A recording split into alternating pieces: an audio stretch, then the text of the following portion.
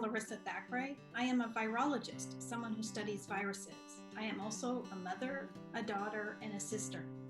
Since the beginning of this year, my coworkers and I at Washington University School of Medicine, along with our colleagues at many universities in the United States and throughout the world, have been working long and hard hours to understand the biology of this new coronavirus, SARS-CoV-2, and the disease it causes, COVID-19.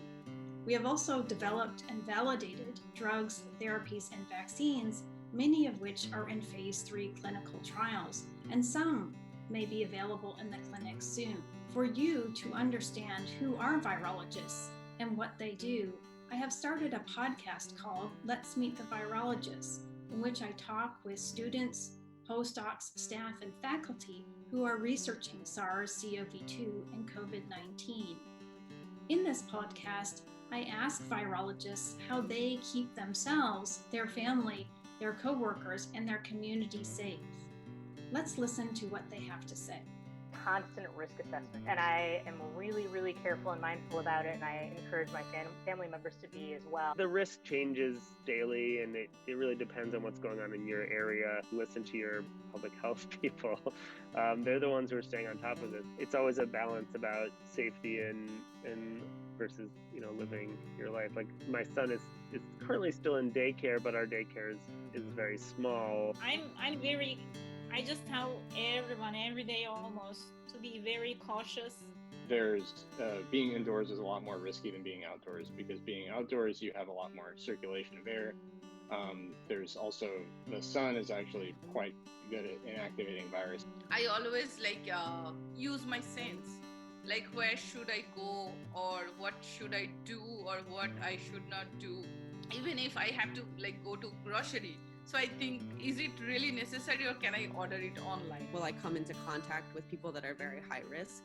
And I tried to avoid those situations completely. So for instance, I visited my parents, but I didn't stay with my parents. We sat outside. We sat 8 feet apart, which, is not ideal when I want, to spend a lot of time with my family. We don't move around in the community much at all because it's not very safe. And so we use Zoom a lot. And we stay within the community here, masked and careful and so on. And we do a lot of Zoom work here. And we don't have groups bigger than 5. And we don't have meals together anymore here. It's been a complete change in culture here. It's very difficult. Social distancing. We don't hang out with friends, and we don't go to bars, we don't go to restaurants. We have been hanging out with some friends socially distanced outside in small groups still. We're gonna skip holidays this year. So that's been really tough because my family is important to me. We're pretty close, and we do Zoom meetings, but it's hard to not be physically present. When you have bigger outbreaks, most of the time it was a wedding, and looking at the people at the wedding, it's understandable why. I mean, the music is loud, you talk close to each other, you talk to the bride and the groom, talk to everyone.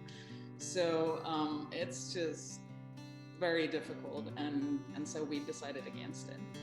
I try not to go into restaurants. I do a lot of the deal dash and delivery. Wash your hands, clean, disinfect things regularly. Make sure if you start feeling sick, you stay home. My kids are staying at home, no school, which is really painful and hard time for all of us. And like the moment we decide to go out and they see the street, they become so excited and so happy. Asymptomatic and pre-symptomatic transmission is a major factor for this virus. And so that's the justification for mask wearing. In the lab, we always wear the mask, and we are lucky we have some space. We can keep the social distance.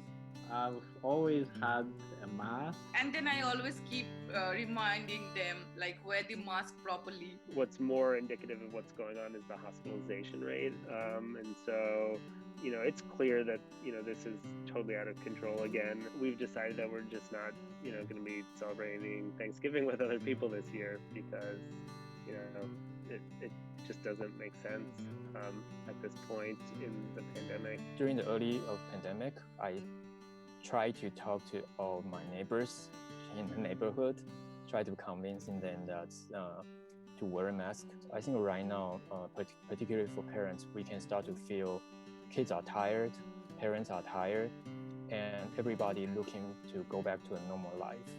And as a scientist, we can working hard, but all the therapeutics, vaccine have their own timeline. As we head into the holidays with cases and hospitalizations rising, we ask for your help. So what can you do?